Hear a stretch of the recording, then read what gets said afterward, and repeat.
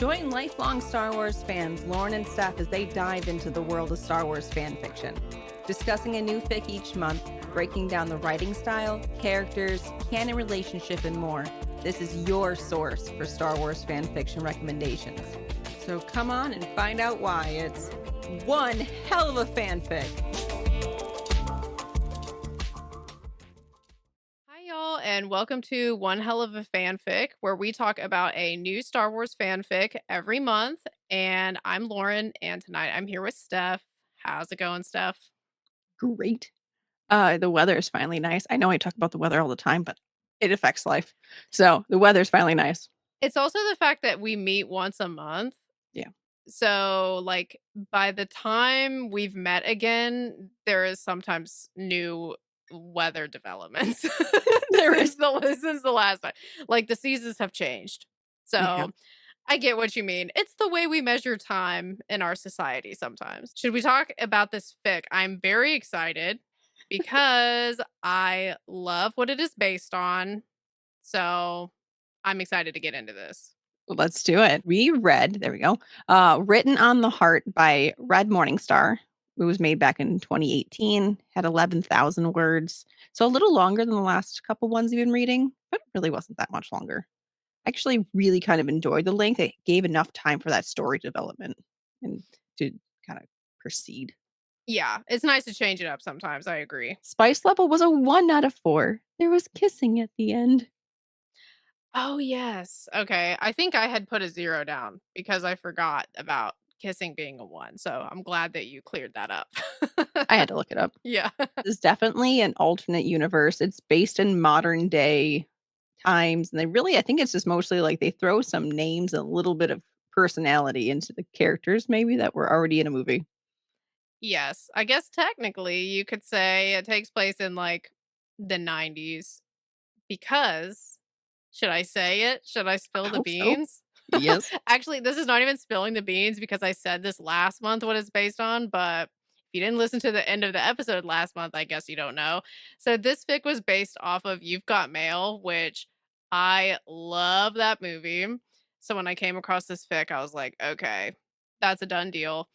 And yeah, so if you haven't seen You Got Mail, for anyone that's not a rom-com fan or a classic rom-com fan, it's starring Meg Ryan and Tom Hanks. It was made in the 90s, I'm pretty sure. And yeah, it's just one of those like classic rom-coms. So highly recommend it for anybody that likes those types of movies. If you haven't seen it yet, it's one of the greats. I have heard of it, I think. I'm pretty sure I've seen the front of it. I have not I was like, I'm gonna watch this movie, and then I'm gonna read it. I just didn't get around to that. As we established earlier when we were talking, I do a lot of things, and sitting Yes, for a you movie do is a lot of things. I can't wrap my head around sitting around for 2 hours staring at a screen. It's really hard. Mm, I mean, I get the whole thing about not wanting to stare at a screen all the time for long periods of time, but I don't know. Sometimes I gotta just chill. So I guess that's where we differ. Yeah. I will play with my phone and talk to people and draw things and crochet all just so I can sit through a movie. Okay, I'm with you about so I'll knit during a movie. So I get that because I like to just be doing something with my hands because Yeah. then it keeps me off my phone. So I got you on that one for sure. I mentioned already this is a rom-com. This is also a Raylo. It is an epistolary romance, which means that it was a lot of it is in letter format and it is a retelling of You've Got Mail. Other information to kind of toss in there is that the author mentioned that they self-edited this whole thing, which surprises me because it was so well written, and I only think I saw one spelling mistake in the whole thing, and it was, like, the end of the last chapter. And most of the time when you see something as well done and the lack of spelling mistakes, it's because someone had other people going and proofreading for them. Yeah, it's hard to catch those things yourself when you've been staring at something for that long. It's like you kind of start to miss typos and just little things like that. So that's impressive that they self edited it and it came out as polished as it did. Yes, polish is a great word for it. This is the little blurb at the beginning of the fic that the author wrote, which is Ray Jakku is the proud owner of the boutique bookstore, The Shop Around the Corner. However, it all threatens to come apart when her business rival Ben Solo opens a book megastore 2 blocks away. Luckily, she can rely on her online friend NY152 for support. But little does she know that her pen pal friend is closer than she might think. Okay, why should you read this? Why do you think? I I thought it was cute. I don't have as much reason as you because I haven't yet to see this movie, but I thought it was cute. It's also a good example of I know that this is something that's popular with Raylo fanfic, even though I had never tried it before, but I know it's popular, which is they'll take Ray and Ben and put them in the real world. And so it's still Ray and Ben, but like they're not in the Star Wars world at all. Like they just completely lift those characters and just put them in a totally different life and just kind of like play around with that. So, I would say that would be a good reason to read this if you've been wanting to see what that's like. I feel like this one was an easy one to follow and get into, especially if you like You Got Mail, and also just knowing that it's a popular type of Raylo fanfic. I would say that's also a selling point. It's something that a lot of people enjoy reading and writing. And yeah, as I already said, if you love You Got Mail, if you love rom-coms, that would be another selling point for me on this one. That about sums it up. It is a great fic to read. I've never gotten into rom-coms except for Christmas rom-coms. Well, that's a It's great start. right. It's just something about the Christmas season where there has to be love and movies. Oh, totally. Yeah. I completely agree. So, hey, anyone out there who likes what we're doing, we would love if you would like and subscribe to our content so we can get it out there and everyone needs a new Star Wars fanfic recommendation. Yes. And I have definitely enjoyed learning about fanfic through this journey and talking about it with you as we're learning about it. So, anybody who loves fanfic, I mean, if you want to follow along with us, that would be awesome. Okay, spoilers. If you don't want to know how this ends, if you don't want to know how You've Got Mail ends, now is your time to turn back because I'm going to spoil both of those now. This story follows the same story beats as You've Got Mail, and it's Ray and Ben, but set in our world. So we're playing with the same characters, but in a very different situation. There's no references to Star Wars canon or what's happening in Star Wars at all, except for like a couple of little Easter eggs and like some name drops. That's about it. And we also get some other sequel characters too. It's not just Ben and Ray. But it starts off with the two of them chatting online in an AOL chat room. And you can tell that they've been talking back and forth for a while. This is something that's been ongoing. And also, what appears to Ray to be coincidentally, but we as the reader know there's a little bit more to it than that. Ben comes in to her bookstore that she owns and purchases Pride and Prejudice. We later find out that the reason he did this is because she had recommended it to him online and they don't know each other's identity at all. So they've met in real life, but they don't even know it. He comes in, buys Pride and Prejudice. They have a little conversation about it and they go their separate ways. Well, what happens shortly after that is Ray learns that he is the owner of Solo Books, which is a big bookstore chain that is opening a new location just down the street from her. So Ray is pretty upset and also feels weird because it's like, if you're opening a big bookstore like right down the street from me, why did you come in my bookshop? So they end up having a kind of like rival relationship where they really don't like each other. They're actively working against each other. They have a conflict of interest and they're not getting along. But so even though that's happening like in real life, the two of them are still chatting online to each other, not knowing that they're talking to each other. Just like in You've Got Mail. And what later happens is this gets complicated when they agree to meet up and Ray is sitting in a cafe waiting for him. Ben shows up, realizes it's her, realizes that she's the one that he's been chatting with online. And he goes in there and he pretends that it's not him. And then the two of them get in like a horrible argument because they hate each other's guts. And so that's kind of where everything sort of blows up. And then the two of them also feel bad about it afterwards because they're like, oh, I just realized that this person I hate is also the person I've been chatting to. Well, Ray doesn't know it yet, but Ben does. The person I've been chatting to, I don't actually hate her. And then Ray feels bad because she feels like she was too mean to Ben during that argument. What later happens is after they have this big blow up, they do kind of soften towards each other and they're not really hating each other so much anymore. It's almost kind of like they kind of got their bad blood sort of out of the way and they eventually become friends. And not like BFFs or anything, but you can tell that they do kind of have a little bit of like an acquaintanceship. They're friendly to each other. They kind of they hang out a couple times. And then what ends up happening is they reschedule the meetup because of course Ray thinks that she was stood up during that first meetup because Ben never actually revealed himself. So they later reschedule the meetup and this is when Ben reveals himself to Ray as the guy that she's been talking to online. And by this time, because of the friendship that they've been building at this point in the story, she's actually now happy that it's him. And just like in You Got Mail, the iconic line, I was hoping it was you, I wanted it to be you. And then that's the end, and they end up together. Oh, that's so cute. It's a good one.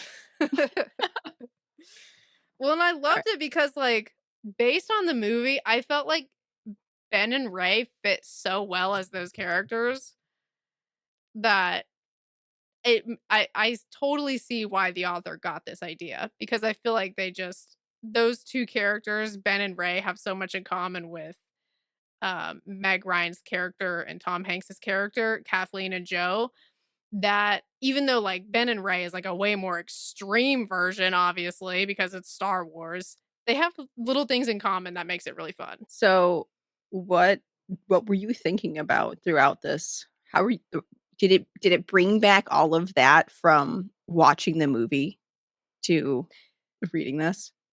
Yeah, totally. Like I was thinking about all my scenes that I love and You've Got Mail.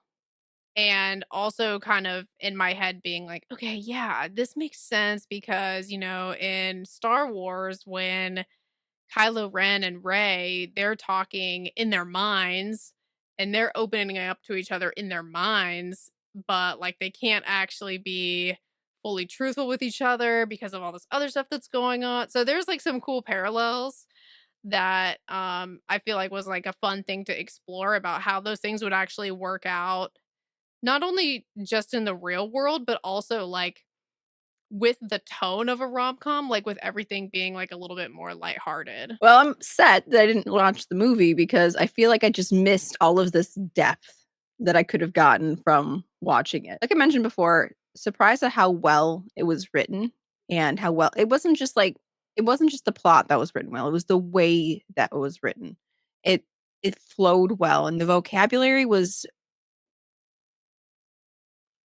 broad and varied, but not, some people are very verbose about how they describe things. No, this just flowed so well. Yeah, it reminds me of I've heard people use this description before about some people's writing style where it's like looking through a window. Like the writing style doesn't really draw a lot of attention to itself, but it gives you the information that you need in order to be able to be in the story.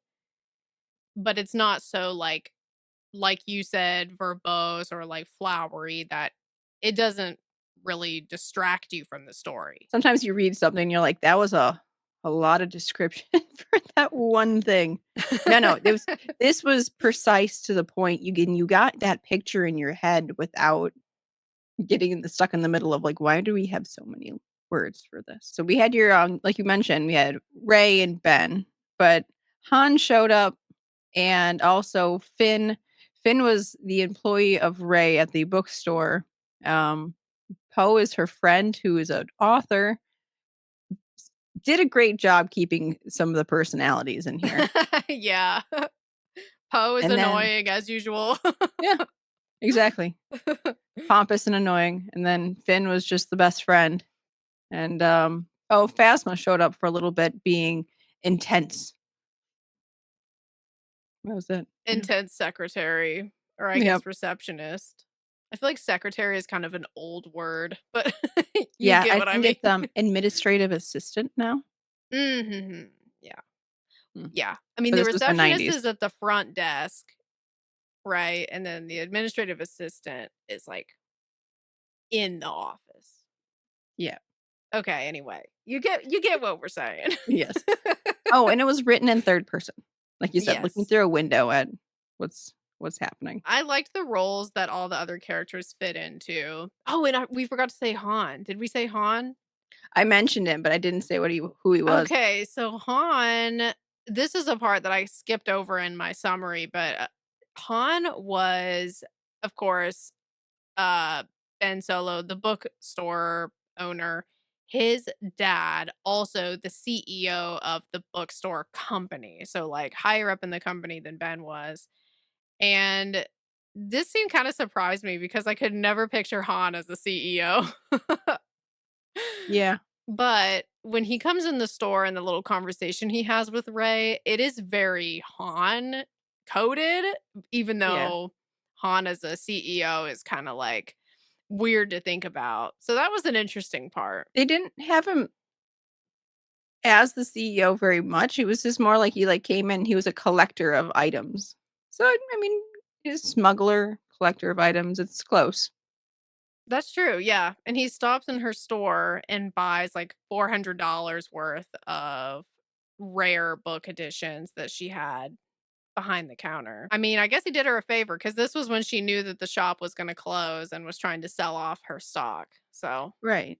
And that he had mentioned that his son had recommended it, and it was after a part in the book where she had already decided to close her shop down, and then it seemed like at least Ben had sent his father there to help, like, boost up her sales to help her out. yeah. So So I don't maybe it know. wouldn't be such a loss. That's what it seemed like at least. I mean, she Yeah. kinda mentions that later too, which was nice. Yeah, that's my only thing. And this is, I mean, this is what happens in the movie, which I really, my only complaint about the movie is that in the movie, she does have to close the bookstore. Like, his bigger bookstore does end up putting her out of business. That's so weird. And that always bums me out. So I was Yeah. hoping that in this story, I was like, maybe she'll get to keep the bookstore. But no, it stayed pretty true to the movie, which fair enough, makes sense. But yeah, I always hate that part of the movie. I'm like, I wish she could have kept her bookstore. Cause in the movie, Yeah. also, of course, in the fanfic, we don't really get into this because Ray doesn't have any parents. But in the movie, Kathleen inherited the bookstore from her mother, who she was really close with. So to close down the bookstore was like a really, really big deal because it wasn't even just about her, it was about her mother's legacy. Mm. So yeah, I wish that the movie had her keep the bookstore somehow. Yeah. That's so weird for it feels like in, like, these type of movies, it somehow all works out in the end, and she gets to keep her business, and something else would have happened. It would have I don't know, Ben could have or Joe in the movie could have, like, decided, like, this little bookstore is gonna be their extension and, like, specialty books or I don't know. Something would have normally happened. It feels like in, like, any romance that, like, the Yeah. small bookstore should have stayed open. Right. Yeah.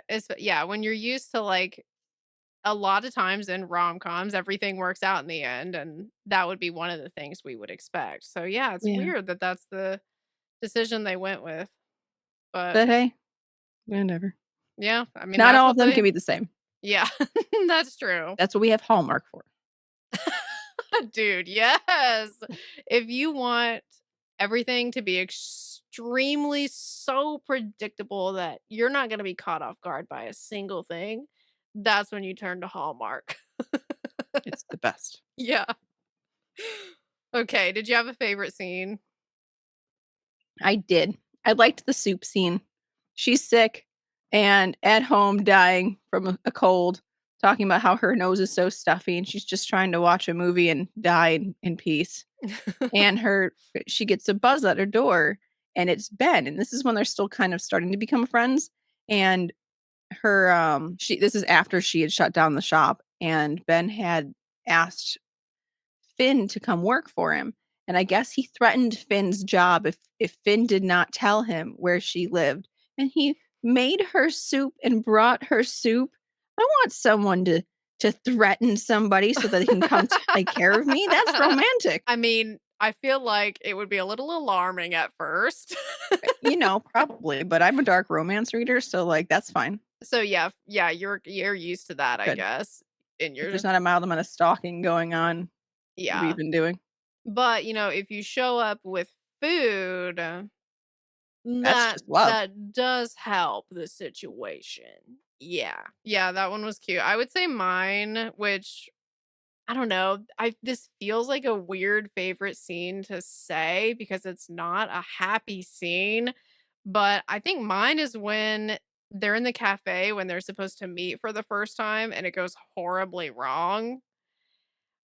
Because I don't know, for some reason, like, first of all, when I think of You've Got Mail, I think of that scene, and I think it's because that's when it becomes, like, really real for them is or at least it becomes real for both of them because Kathleen, AKA Ray, is upset that she got stood up by the online guy, and then that makes her question, like, should I keep talking to him? Like, why do I care so much about this when I've never even met this guy before, but I'm like deeply hurt that he didn't show?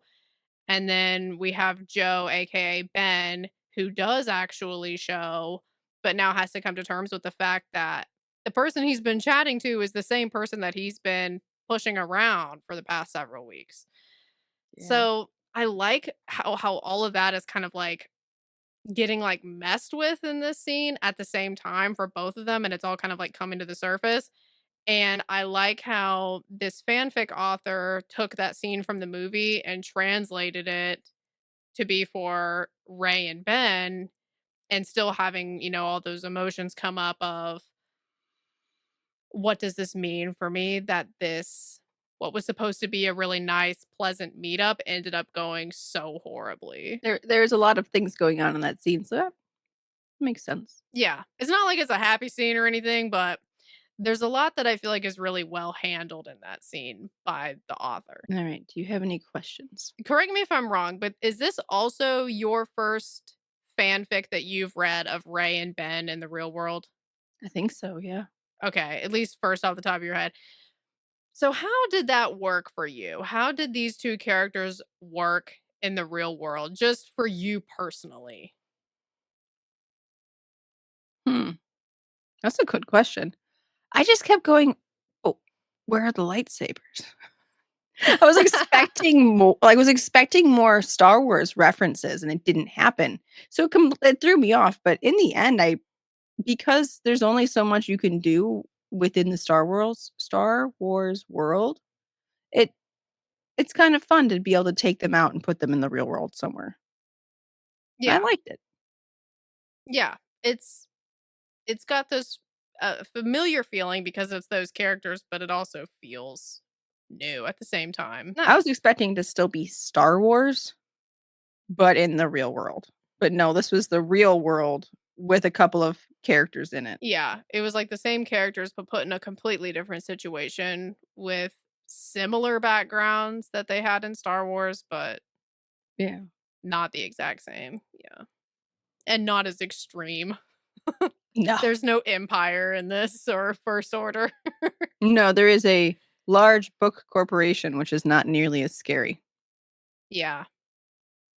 Isn't that crazy to think that that was like I just feel like the world of books has changed so much.